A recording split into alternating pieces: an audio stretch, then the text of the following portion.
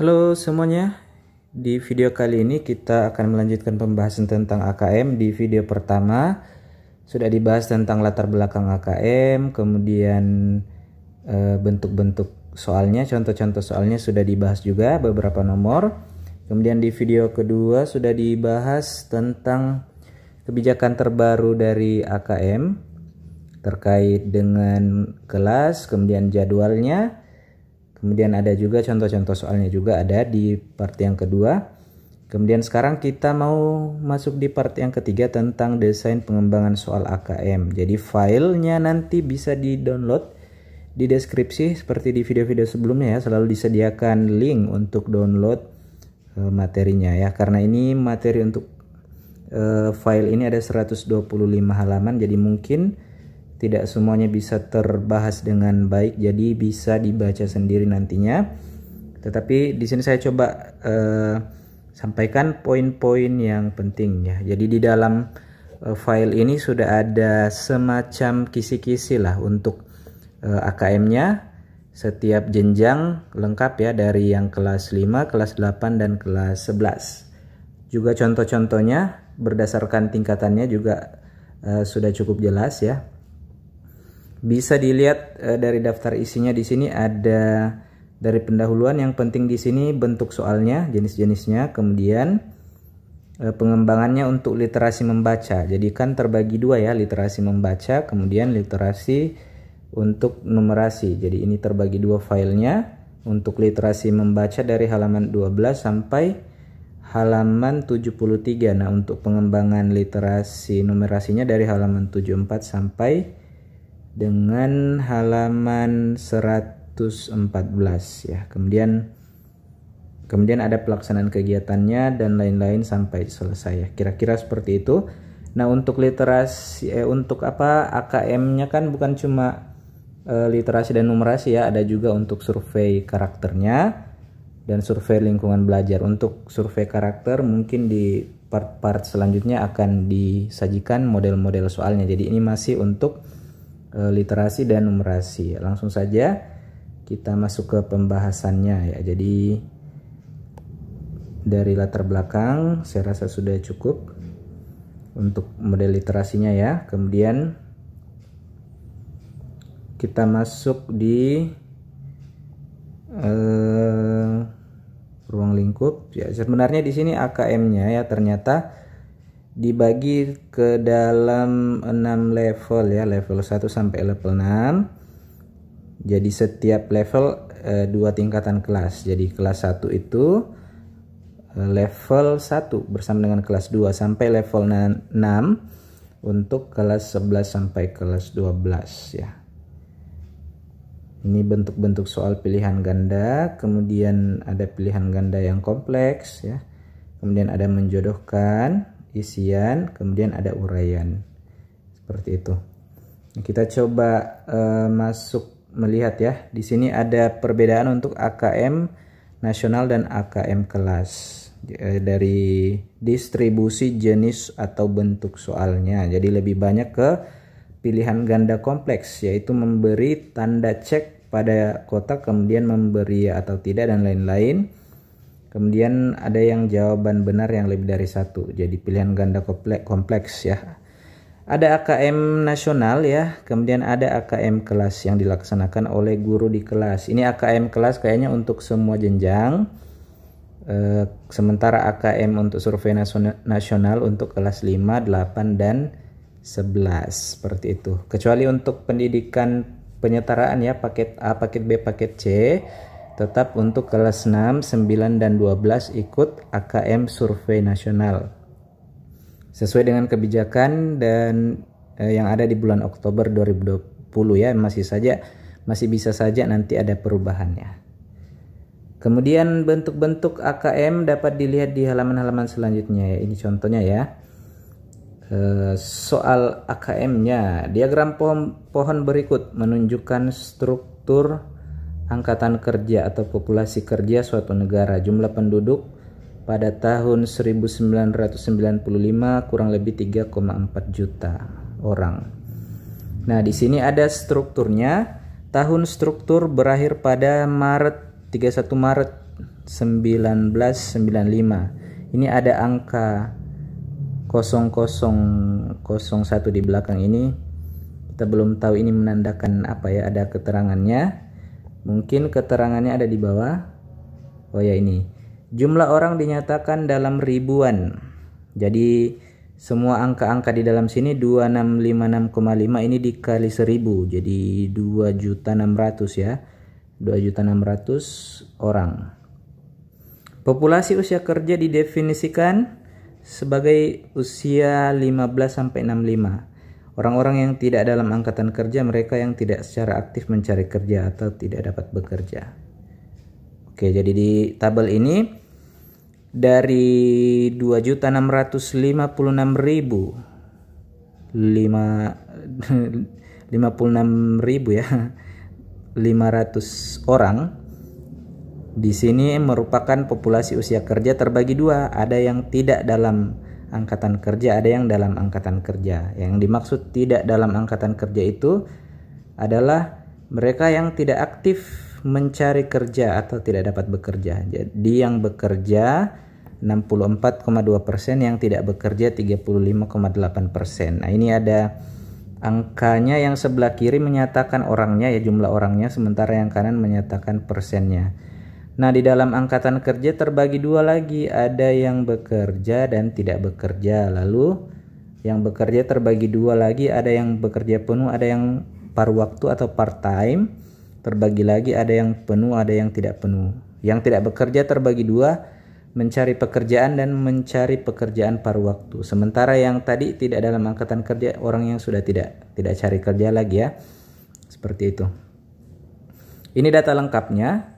Nah, kemudian kita lihat pertanyaannya. Gunakan informasinya untuk menjawab pertanyaan. Populasi usia kerja dikelompokkan dalam dua grup utama. Populasi usia kerja ya, berarti yang di dalam angkatan dan tidak di dalam angkatan ya. Populasi usia kerja yang pertama tadi. Nah, terbagi dua, yaitu dalam angkatan kerja dan tidak dalam angkatan kerja. Jadi kalau ini masih gampang. Jawabannya yang D. Ini untuk pilihan ganda. Nah, untuk isian, berapa orang yang tergolong usia kerja yang tidak berada di dalam angkatan kerja ya, berarti yang bukan angkatan kerja berapa orang, bukan persen. Jadi berapa orang kita lihat. Nah, ini ada 949,9 kali 1000. Jadi 949.900 orang. Itulah yang akan diisi di jawaban contoh isian. Nah, sekarang lanjut. Pilihan ganda kompleks. Pada bagian ini pilih ya, ini yang dimaksud pilihan ganda kompleks ya. Kita pilih angkatannya. Nah, ini ada contoh. Seorang pramusaji paruh waktu 35 tahun, dia masuk dalam angkatan kerja dalam posisi bekerja. Nah, sekarang yang kedua, wanita karir usia 43, jadi usia kerja, bekerja 60 jam seminggu. Jadi dia masuk dalam angkatan kerja yang bekerja ya. Yang bekerja. Lalu mahasiswa usia 21, ini masuk di tidak dalam angkatan kerja ya. Kalau dia tidak bekerja. Kita lihat lagi keterangannya tadi. Mereka tidak aktif mencari kerja. Oh, kalau mahasiswa berarti dia masuk di tidak dalam angkatan kerja ya, karena dia tidak aktif mencari kerja. Dia dalam posisi tidak aktif mencari kerja, maka dia masuk di golongan tidak dalam angkatan kerja ya, dia masuk di tidak dalam angkatan kerja. Terus seorang laki-laki yang baru menjual tokonya dan sedang mencari kerja. Ini berarti dia masuk dalam angkatan kerja tapi tidak bekerja, yang kolom kedua. Seorang wanita 55 tahun belum pernah bekerja dan tidak ingin bekerja di luar rumah. Belum pernah bekerja dan tidak ingin bekerja di luar rumah. Malas Anda. Mungkin dia masuk tidak dalam angkatan kerja ya. Tapi dia masih dalam usia sih, tapi belum pernah bekerja. Ya, anggap saja. Lalu seorang nenek usia 80 tahun masih bekerja berapa jam sehari. Wah, ini usianya dia tidak masuk kategori apapun ya, karena tabelnya kan menyatakan usia antara ada tadi ya, antara 15 sampai 65 tahun ya. Populasi usia kerja ini mulai 15 sampai 65, sementara nenek-neneknya sudah 80 tahun. Jadi dia tidak masuk dalam kategori apapun di sini. Oke, seperti itu. Nah, ini model lainnya. Umpamakan informasi disajikan dalam diagram pohon itu setiap tahun. Di bawah ini yang merupakan daftar 4 ciri diagram pohon. Nyatakan apakah Anda merasa ciri-ciri itu akan berubah dari tahun ke tahun dengan melingkari berubah. Oke, jadi ini masih terkait dengan soal yang tadi. Label dalam tiap kotak. Di bawah ini daftar 4 ciri dalam berubah dari tahun ke tahun dalam angkatan kerja. Label dalam tiap kotak. Ya, labelnya tidak akan berubah ya, karena itu adalah kategori-kategori ya, bekerja, tidak bekerja, dan lain-lain. Itu tidak akan berubah dipengaruhi tahun. Sementara persentase ini menurut saya ya akan berubah, karena kan setiap tahun ada perubahan jumlah orang yang bekerja dan tidak bekerja ya. Jadi bisa saja orang yang sebelumnya masuk dalam kategori bekerja, tahun depannya mungkin dia tidak bekerja lagi atau bagaimana. Jumlah juga sama berarti ya, bisa berubah. Terus catatan kakinya tidak akan berubah ya, karena itu adalah sama dengan tadi keterangannya ya, dia tidak akan berubah, dia sudah tetap standar patokannya seperti itu. Jadi jawaban saya untuk di sini tidak berubah, lalu yang terakhir tidak berubah. Nah, kalau ada perbedaan ya tentang itu, silakan kita diskusikan di kolom komentar. Nah, sekarang informasi contoh untuk uraian ya, esainya. Informasi mengenai struktur angkatan kerja telah disajikan dalam diagram pohon, tetapi dapat juga disajikan dengan deskripsi, tulisan, diagram lingkaran, grafik button. Mengapa diagram pohon dipilih dalam menyajikan informasi tersebut?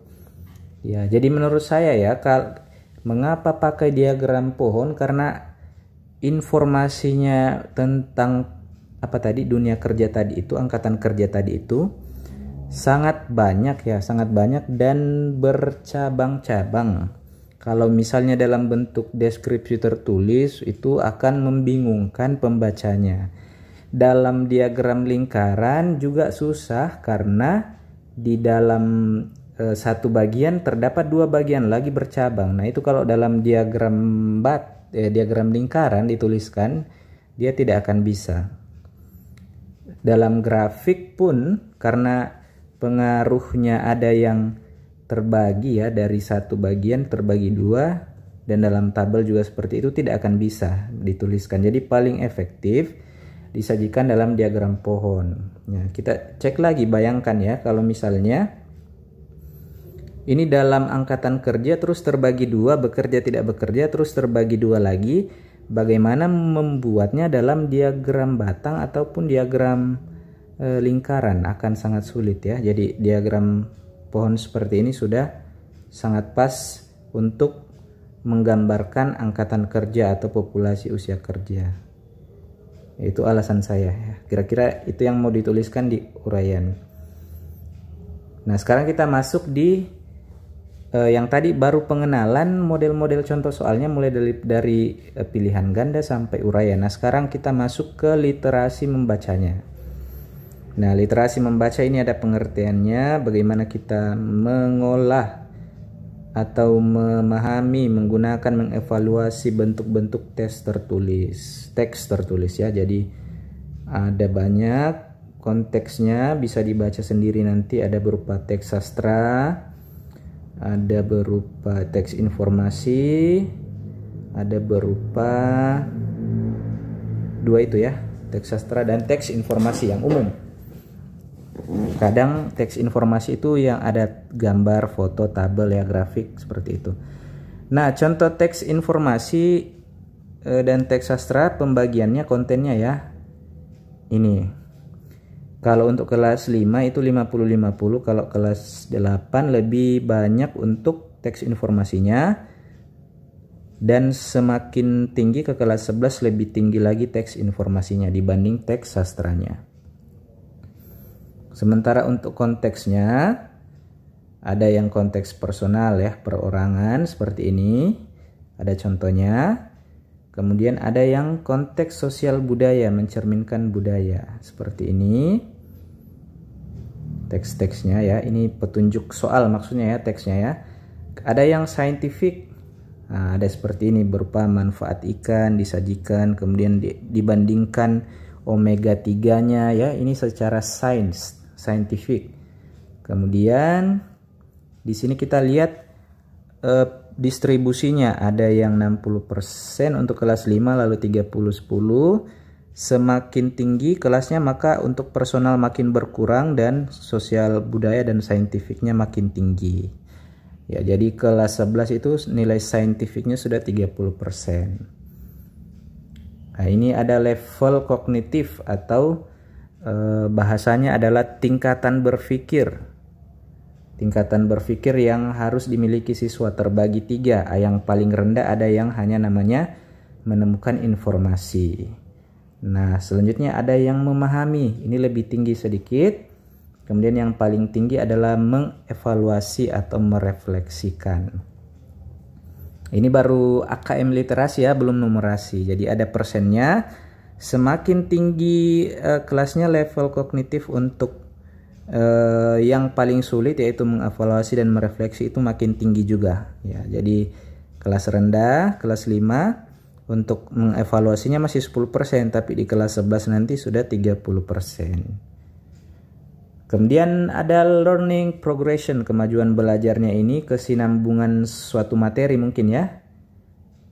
Misalnya di kelas yang rendah materinya seperti apa, nanti semakin tinggi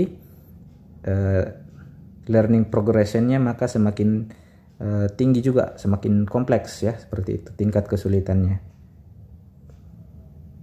Ya, dalam learning progression terlihat rincian yang dicapai oleh setiap level dari level 1 sampai level 6 ya. Kompleksitas atau tingkat kesulitannya dari paling rendah ya, seperti itu. Bisa dilihat di tabel ini ya untuk kelas 1 dan kelas 2 ini ya. Jenis teksnya mulai dari yang menemukan sampai mengevaluasi ini terbagi-bagi kalau untuk sastra. Kemudian untuk selain sastra informasi ya, 2 ini. Nah, ini bisa dianggap ini kisi-kisi ya untuk level 1, kelas 1 dan kelas 2 SD. Nah, ini untuk level 2, kelas 3 dan kelas 4 SD. Tentunya ini terkait dengan AKM yang dilaksanakan oleh guru ya, AKM bukan yang AKM nasional ya. Jadi ini AKM kelas istilahnya ya. Ada kisi-kisinya. Ini untuk level 3, kelas 5 dan 6 dan seterusnya kelas 4 level 4 sudah masuk SMP ya untuk level 4, kemudian level 5, kelas 9 dan 10 sampai nanti level 6 kelas 11 dan 12 ya. Jadi ini tingkatan-tingkatan yang akan perlu dikuasai siswa ya untuk diujikan seperti itu. Nah, ini kita masuk di contoh-contoh literasi membaca. Ini dari level 1 yang paling mudah, ini dari kelas 1 dan 2 ya. Untuk level 1 ada teksnya Komodo. Hai, nama Komodo. Kemudian kita baca pertanyaannya dulu apa ya. Nah, ini jenis pertanyaannya untuk kelas 1, kontennya informasi, konteksnya saintifik, kompetensinya masih yang rendah, yang menemukan informasi. Nah, ini ada rinciannya, bentuk soalnya singkat, jawaban singkat. Berapakah panjang gigi Komodo ya? Di teks kan ada ya, 2,5 cm ya. Nah, ini ada poinnya, kalau benar dia menjawab 2,5 atau 2,5 cm. Selain jawaban itu dianggap salah. Nah, ini untuk level yang lebih tinggi dengan teks yang sama ya. Ini untuk level memahami. Yang tadi kan hanya level menemukan informasi. Nah, di level memahami ini diberi dalam bentuk pilihan ganda ya. Bacaan di atas menceritakan tentang apakah gambaran komodo, jenis-jenis komodo atau Pulau Komodo yang indah ya. Tentu saja tadi menggambarkan komodo ya. Ini masih muda karena ini kelas 1 dan kelas 2 SD ya. Ini pilihan ganda kompleksnya. Nah, ini bisa dipilih lebih dari satu. Berdasarkan informasi tadi, komodo memiliki gigi yang panjang, lidah komodo mencari makanan dan lain-lain. Ini dipilih boleh lebih dari satu sesuai dengan teks. Nah, jadi jawabannya yang betul itu semuanya benar kecuali yang lidah komodo untuk mencari makanan ya. Lidahnya bukan untuk mencari makanan. Terus masuk di level 2. Ini untuk kelas 3 dan 4 SD ya. Tentang kue tradisional. Kemudian pertanyaan-pertanyaannya bisa dilihat ya. Ini saya persingkat saja ya karena sudah ada ternyata penskoran atau kunci jawabannya, nanti bisa dibaca sendiri sesuai dengan level kelasnya. Ini sampai sudah kelas berapa ya? Level 3, kelas 5 dan 6. Terus kita mungkin lihat yang kelas level 4. Nah, ini sudah masuk SMP ya. Ada teksnya tentang odol. Ya, konteksnya sains, kemudian pertanyaannya ada. Nah, ada nilai-nilainya, cara terbaik menggosok gigi dan seterusnya ya. Ini bisa dibaca sendiri ya model-modelnya. Ada penskorannya, ada yang berupa esai di sini untuk menggosok gigi. Kemudian ada yang berupa pilihan ganda lagi. Nah, ini level 5 sudah masuk di SMP kelas 9 dan SMA kelas 10. Ya, bisa dilihat model-modelnya. Jadi sudah cukup menggambarkan contoh soalnya ya di file ini. Jadi sekali lagi bisa di-download nantinya. Nah, ini sudah level 6, level terakhir SMA kelas 11 12. Diberi teks yang cukup panjang di sini dibaca. Wah, terkait dengan sejarah ya. Ya, kemudian di sini untuk menemukan informasinya, kenapa Thucydides dipaksa ke pengasingan. Nah, ada nanti skornya, ternyata dia tidak berhasil mencapai kemenangan untuk orang Athena. Ya, seperti itulah untuk pilihan ganda tentang tingkatan menemukan informasi. Nah, ini tingkatan yang lebih tinggi mungkin ya. Oh, masih menemukan informasi, masih sama. Cuma subkompetensinya yang beda. Ya, di sini bisa dilihat model-model soalnya. Ini untuk uraiannya. Nah, ini sudah masuk kompetensi yang memahami. Sudah lebih tinggi. Ya, kemudian nanti ada model yang lebih tinggi untuk uraiannya. Oh, ini cuma subkompetensinya yang beda. Nah, ini mungkin yang ini masih menemukan informasi, masih muda. Demokrasi di Athena, masih yang memahami ya. Ini satu teks ternyata bisa dibuat banyak soal. Nah, itu cuma contohnya ya, untuk ternyata belum ada untuk konteks yang mengevaluasi ya, belum ada contohnya ya. Tidak apa-apa, mungkin nanti masuk di literasi numerasinya ya. Ini ada literasi numerasinya. Numerasi adalah kemampuan berpikir menggunakan konsep, prosedur, fakta, dan alat matematika untuk menyelesaikan masalah sehari-hari sesuai dengan konteks yang relevan. Nah, di sini sama seperti tadi, ada personal, kemudian ada sosial budaya ya, jadi tetap dikaitkan dengan sosial budaya juga. Kemudian ada terkait juga dengan scientific. Nah, ini ada contoh soal dengan konteks intramatematika. Jadi konteks gabungan matematika di dalamnya ya secara penuh. Nah, terkait dengan suatu rumah beratapkan limas. Jadi ini model rumah, jenis-jenis rumah adat ya mungkin ya ini, kemudian dibuat soalnya dalam bentuk matematika. Penjelasan soal di atas mewakili konteks dunia nyata, namun diabaikan karena model matematika dapat disediakan di soal. Fokus peserta adalah bentuk formal matematikanya. Terus ini model-model lainnya. Soal ini tidak menggunakan konteks dunia nyata, namun demikian penyelesaiannya tidak bersifat prosedural. Jadi ini mengukur hanya geometri ya. Ini mengukurnya sesuai konteks, tetapi modelnya sudah ada di soal. Jadi ini kurang pas. Kemudian ada yang konteks ekstra matematika. Mengenal tingkat kepekatan obat, menerapkan ilmu matematika, kemudian melekat pada prosedur, melainkan juga soal ini dikategorikan. Nah, ini baru soal yang valid ya, memenuhi konteks ekstra matematika atau intra matematika ya juga ya, intra ekstra.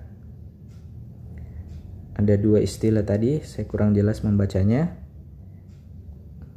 Intra, oh ya, yang intra ini berarti ya, yang hanya fokus ke matematis, mungkin seperti itu, matematika saja. Lalu yang ini ekstra matematika karena sudah dikaitkan dengan mata pelajaran lain, dalam hal ini mungkin kimia ya atau IPA ya, terkait dengan obat. Nah, di sini perbandingannya ya, personal 60, sosial budaya 30, saintifik intranya 3, ekstranya 7. Oh, jadi ada yang intra, ada yang ekstra ya, dibagi-bagi. Semakin tinggi kelasnya, semakin tinggi juga ekstra saintifiknya, seperti itu. Jadi ekstra matematikanya semakin banyak. Oke, ya ini lumayan jelas. Lalu levelnya ada yang level knowing ya, di sini level untuk numerasi dengan level untuk apa tadi, literasinya agak beda ya. Ini ada level knowing. Nah, ini contohnya pernah dibahas di part 1 ya, sudah dibahas jawabannya di sini. 475 tahun kalau tidak salah. Kemudian untuk penerapan ini ada tabelnya juga, jadi lebih tinggi lagi dari yang tadi. Nah, ini memilih berdasarkan tabel, kemudian dari diagram. Ini sudah dibahas juga. Perhatikan satuan unit ya. Koreksinya mungkin di satuan sudah dibahas ya, juga di part 1 ini sudah dibahas. Nah, applying. Nah, sekarang level yang reasoning yang lebih tinggi lagi. Ini tabelnya, membuat justifikasi ya. Ini memilih setuju atau tidak, ketikan penjelasanmu ya. Ini adalah pertanyaan untuk menyatakan reasoning atau penalaran ya, tingkat tinggi ya. Ini sudah lebih tinggi daripada yang tadi. Pilih setuju atau tidak. Ibu guru tidak menyarankan. Oh, ini sudah dijawab juga di sebelumnya di part 1, nanti bisa dibaca. Nah, pembagiannya untuk reasoning semakin tinggi kelasnya semakin tinggi. Untuk soal berbentuk penalaran. Wow. Nah, ini sekarang kita masuk di kisi-kisi ya. Ada yang bilangan, geometri, pengukuran aljabar, serta data dan ketidakpastian. Data dan ketidakpastian artinya ini peluang. Data mungkin statistika ya, aljabar sama pengukuran, geometri dan bilangan ya. Ini ada kita mau cari kisi-kisinya langsung ya.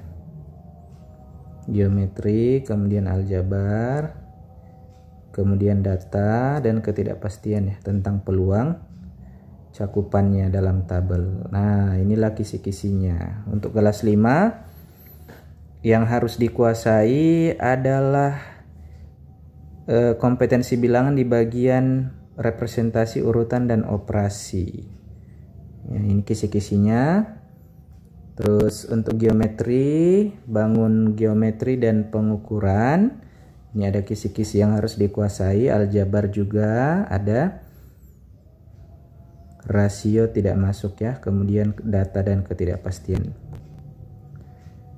Terus untuk kelas 8 ya, ini kisi-kisinya. Bilangan untuk bilangan, memahami bilangan khusus, bilangan bulat khususnya bilangan negatif, sifat urutan, operasi, geometri, aljabar juga ada, data dan ketidakpastian. Ini untuk kelas 11. Nah, di kelas 11 bilangan sudah tidak ada, fokus di geometri, aljabar, lalu data dan ketidakpastian.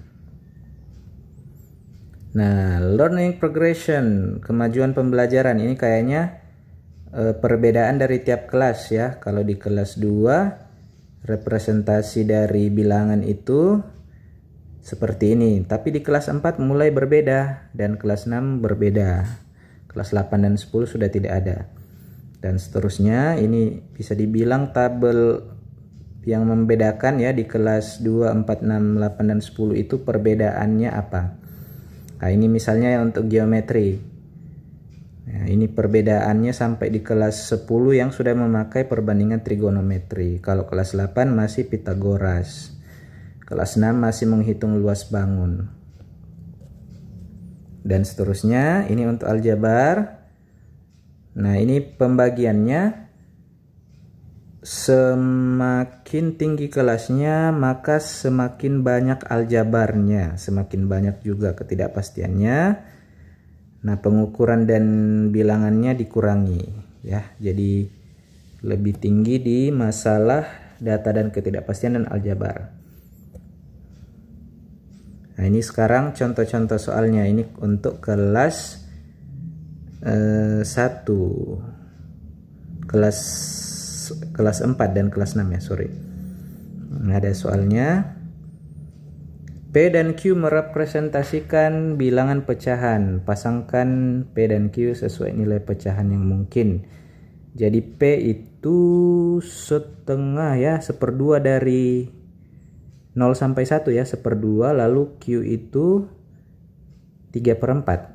Nah, ini secara perkiraan. Jadi P kita pasangkan dengan 1/2, Q dengan 3/4. Kalau 5/3 itu sudah 1 koma ya, jadi sudah 1 lebih. Sedangkan di gambar P dan Q di diagram garis, di garis bilangan ya, dia di antara 0 dan 1. Pertanyaan kedua, ini untuk yang kelas 4 ya, tadi kelas 4. Nah, sekarang yang pertanyaan untuk kelas 6. P kali Q sama dengan N. Berikut ini manakah yang menunjukkan posisi N dalam bilangan? P kali Q sama dengan N ya. Jadi kalau P-nya tadi adalah 1/2 dan Q adalah 3/4. Kalau dikalikan 1/2 kali 3/4 nanti dapatnya 1/2, 3/8. 3/8 posisinya di mana? Nah, 3/8 posisinya di 30 bagi 8 kan sekitar 0,3. Jadi di bawahnya P malahan jawabannya. Jadi jawaban yang tepat adalah D.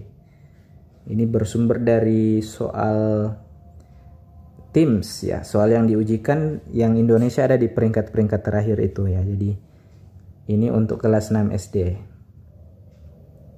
Sekarang ya aljabar, ini untuk kelas 6, menentukan suku ke N. Nah, ini bagaimana ini menentukan jawabannya ya. Pertanyaan 2 kita cek dulu dari yang ini ya.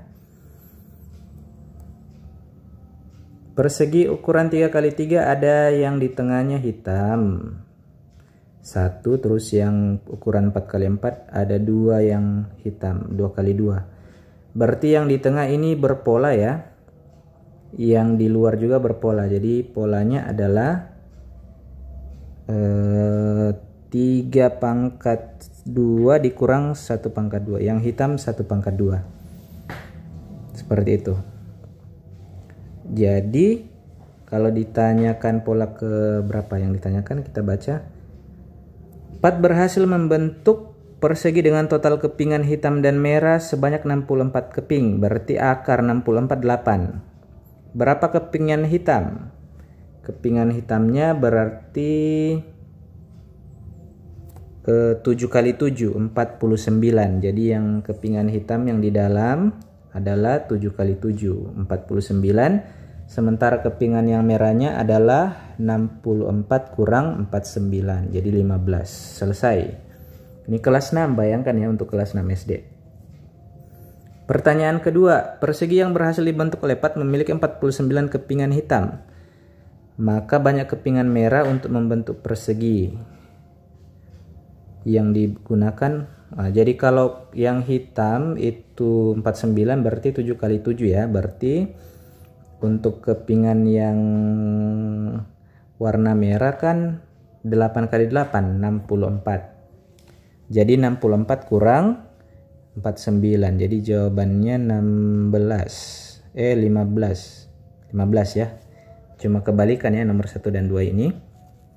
Sekarang masuk di geometri dan pengukuran untuk kelas 8. Nah, ini sudah lebih tinggi tentang Pitagoras. Ya, kita cek. Sebuah biang lala raksasa berdiri di tepi sungai. Nah, lihat gambarnya. Biang lala itu mempunyai diameter luar 140 dan titik tertinggi 150 dari sungai, berputar sesuai arah panah. Berputar berlawanan arah jarum jam. Oke, kemudian pertanyaannya, biang lala berputar dengan kecepatan konstan. Satu putaran penuh biang lala butuh waktu 40 menit. Jika John menaiki biang lala dari titik naik P, di manakah John berada 30 menit kemudian? Dari titik P, di manakah dia 30 menit kemudian? Ya, kita cek. Satu putaran kan 40 menit ya. Berarti kalau 30 menit, berarti 30 per 40 kali satu putaran, jadi 3/4 putaran. Jadi kalau dalam sudut 3/4 kali 360 derajat karena biang lalanya bentuk lingkaran, jadi 270 derajat. Berarti kalau berlawanan jarum jam, maka dari P nanti akan berada di titik S, seperti itu. Karena berputar 90 derajat itu nanti di Q, kemudian berputar 90 derajat nanti di R, berputar 90 derajat lagi nanti di S. Itu 3/4 putaran. Jadi berada pada titik S. Nah, ini soal pisah ya. Nah, sekarang model soal lain untuk statistika dan peluang ya, data dan ketidakpastian kelas 6. Nah, ini disajikan data tabel ekspor dari Z-Land, sebuah negara yang menggunakan mata uang Z tahun 2000. Tabelnya menyatakan ekspor tahunan total dalam juta, 20,4 juta dan seterusnya. Lalu sebaran ekspornya di tahun 2020 berupa barang, ada yang berupa kain, katun, ada yang wool, tembakau, beras dan lain-lainnya. Ini penyajian datanya. Berapakah nilai ekspor total dari Z-Land dalam Zen? Berapakah nilai ekspor total tahun 98 dalam juta? Ini kelihatan ya, tahun 98 itu 27,1 juta ekspor tahunan totalnya.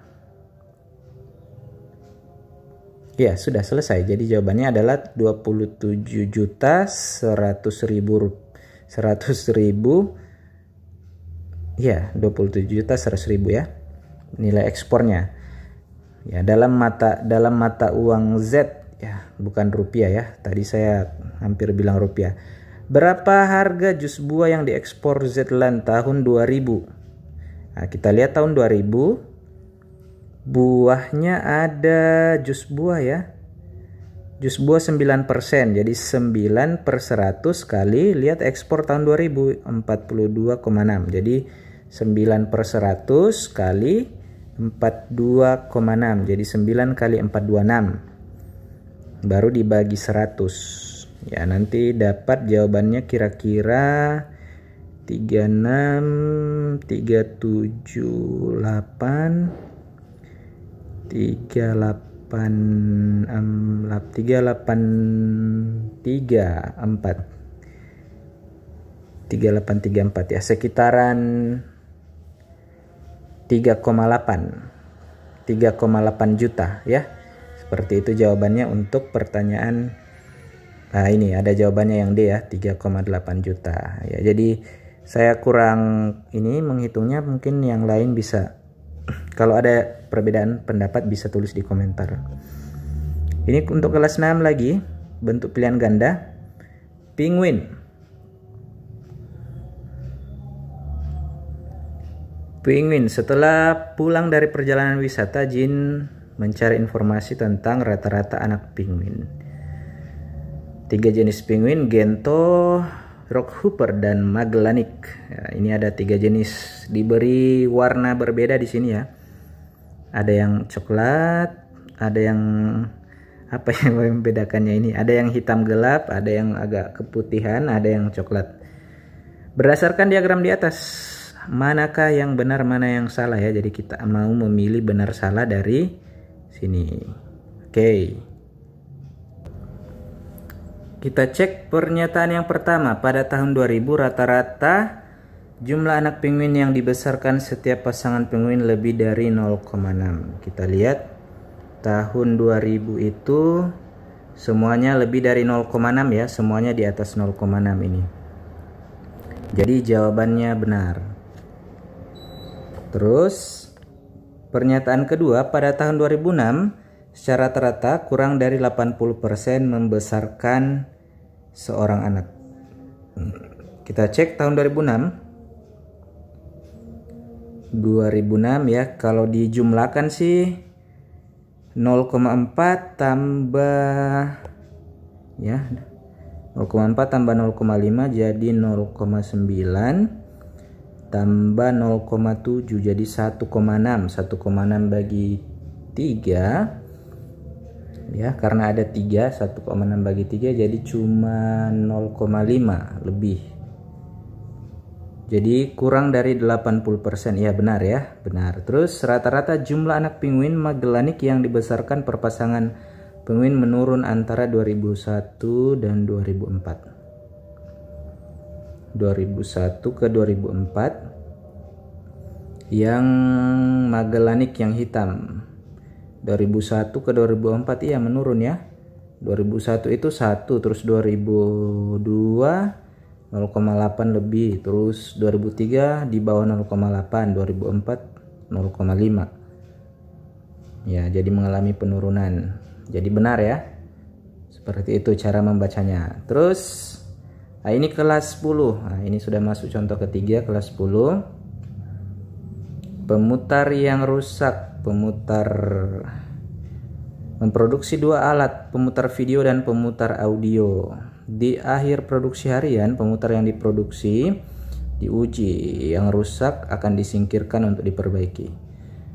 Pemutar video, rata-rata pemutar yang dibuat 2000 yang mengalami kerusakan 5%. Untuk audio 6000 yang rusak 3%. Nah, sekarang pertanyaannya.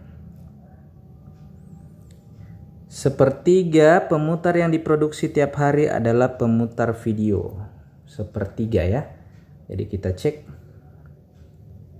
Jadi yang diproduksi setiap hari kalau di total adalah 8.000. Jadi pemutar video adalah 2.000 per 8.000. Jadi 1/4. Nah, bukan sepertiga, berarti salah. Terus dari setiap produksi 100 pemutar video ada tepat 5 pemutar yang rusak. 100 video kita cek. Kalau 100 video berarti 5%-nya ya, karena ini yang rusak untuk pemutar video 5%. 5% itu 1/20. 1/20 dari 100 bagi 25 berarti benar ya. Untuk pernyataan kedua benar. Pernyataan ketiga, jika sebuah pemutar audio dipilih secara acak, probabilitas pemutar itu perlu diperbaiki adalah 0,03, artinya 3%. 3% mengalami kerusakan audio. Iya benar ya, 0,03 kan 3%. Jadi yang pernyataan ketiga benar. 0,03 itu 3/100. Pernyataan kedua, salah satu penguji mengatakan rata-rata pemutar video yang dikirim untuk diperbaiki lebih banyak daripada pemutar audio per hari. Rata-rata pemutar video yang dikirim untuk diperbaiki, pemutar video yang rusak berarti, pemutar video yang rusak 5% berarti per 20 100. 5% dari 2000 jadi 100 ya, 1/20-nya 100. lebih banyak daripada pemutar audio per hari. Pemutar audio per hari itu 3%, berarti 3/100 dari 6.000. Jadi 3/100 bagi 100, 60 kali 3, 180. Jadi pemutar audio yang rusak lebih banyak lah, 180, sedangkan untuk pemutar video hanya 100. Jadi pernyataannya salah ya, karena pemutar video lebih sedikit ya. Yang butuh diperbaiki lebih sedikit, yaitu hanya 100, sedangkan untuk pemutar audio itu 180. Ya, seperti itu hitungan-hitungan persen ya. Pertanyaan 3, perusahaan Tronic memproduksi pemutar video dan audio di akhir produksi harian. Perusahaan Tronic melakukan pengujian dan disingkirkan untuk diperbaiki. Tabel berikut membandingkan pemutar tiap kode untuk dua perusahaan. Nah, ini ada perbandingannya. Rata-rata jumlah pemutar yang dibuat, terus rata-rata yang rusak antara perusahaan Tronic dan Electric. Manakah dari perusahaan tersebut yang secara keseluruhan mempunyai persentase pemutar yang rusak paling rendah? Menggunakan tabel di atas. Ya, jadi kita cek satu-satu ya. Kalau perusahaan elektronik yang rusak cuma 5%. Kemudian manakah dari perusahaan mempunyai persentase pemutar rusak paling rendah? Jadi kalau di total sih langsung ya. Kalau elektrik kan 5%, kalau untuk video ya 5%, kalau untuk audionya 3%. Jadi lebih rendah yang elektrik ya. Tunggu. Perbandingannya lebih rendah yang Tronic. Wah, lebih rendah yang Tronic ya. Rata-rata persentase yang rusak, yang secara keseluruhan mempunyai persentase pemutar rusak yang paling rendah. Iya, jadi kalau dilihat sekilas perusahaan Tronic yang mempunyai persentase yang paling rendah ya. Tapi kalau mau diambil keseluruhan barang ya, kita butuh perhitungan satu-satu. Jadi kalau yang perusahaan elektrik kan 5% dari 2000. Jadi saya mungkin tuliskan ya supaya lebih mudah dipahami.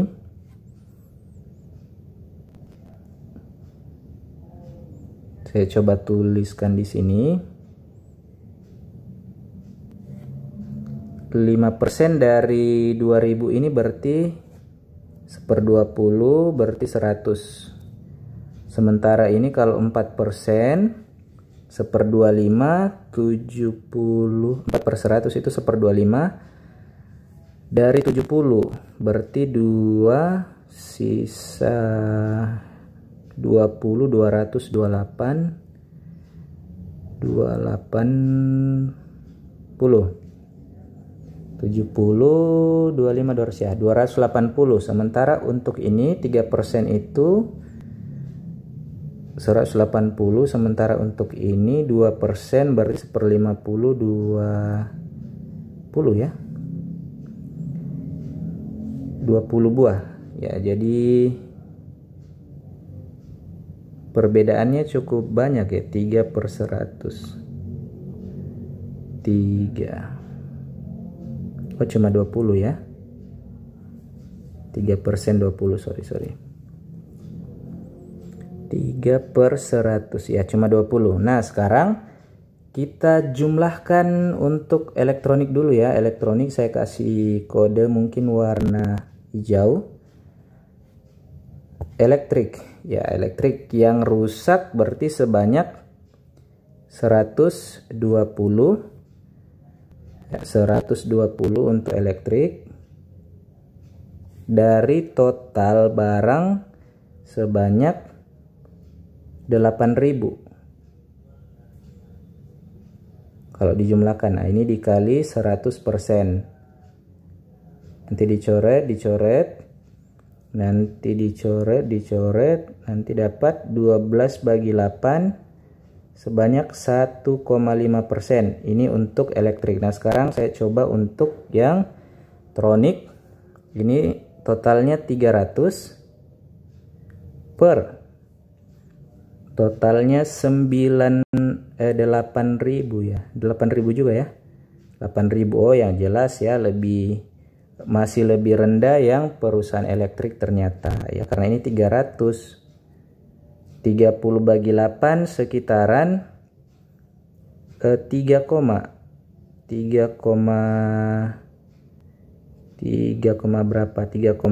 ya, 3,7%. Jadi secara presentasi yang secara keseluruhan ya, persentase pemutar rusak paling rendah masih dipegang oleh perusahaan elektrik ya. Padahal tadi sekilas kita lihat perusahaan tronik ya. Ya, pengaruh juga ternyata jumlahnya di sini. Oke, itu untuk penjelasannya, mudah-mudahan bisa dipahami ya, karena persentase itu dibandingkan kemudian dikali 100%. Nah, selanjutnya untuk kelas 8 ya, kelas 8. Manakah pernyataan berikut yang benar tentang hasil perlombaan? Ini ada perlombaan lompat jauh. Tim A rata-rata lompatannya 36, tim B rata-rata lompatannya 48. Setiap siswa di tim B melompat lebih jauh daripada siswa manapun di tim A. Setiap siswa di tim B melompat lebih jauh daripada siswa manapun di... Ini kan kita tidak tahu ya, karena ini terkait dengan rata-rata. Banyak anggota timnya sama. Kita tidak tahu ya berapa anggota timnya. Misalnya anggota timnya misalnya 10.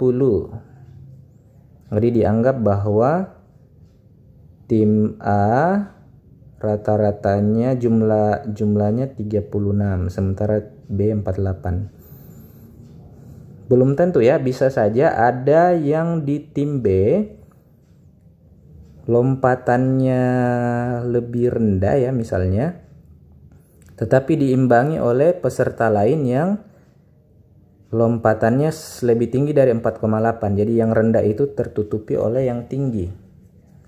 Seperti itu ya. Jadi yang A ini belum tentu. Ini kan pilihan ganda ya, soalnya pilihan ganda, cuma satu yang benar. Setelah setiap tim A dan setiap siswa di tim A melompat, ada salah satu seorang siswa tim B yang melompat lebih jauh. Setelah setiap siswa tim A melompat, ini belum tentu.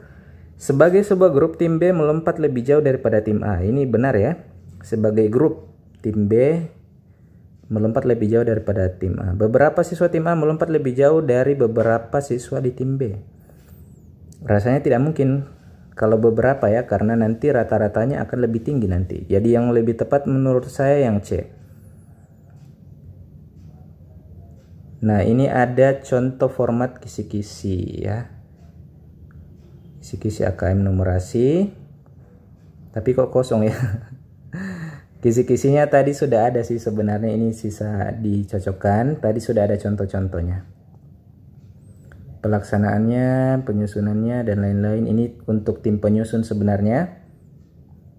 Jadi dasar dari tim penyusun untuk membuat soal ini adalah modul ini ya. Jadi kita belajar ini, pembuat soal juga membuat soal berdasarkan ini. Jadi mudah-mudahan kita lebih memahami tentang model-model soal AKM, literasi dan numerasi berdasarkan dengan file yang ada di sini ya. Jadi silakan di-download. Terima kasih, nanti akan ada part selanjutnya yang akan membahas tentang model-model soal lainnya. Sekian untuk kali ini, terima kasih.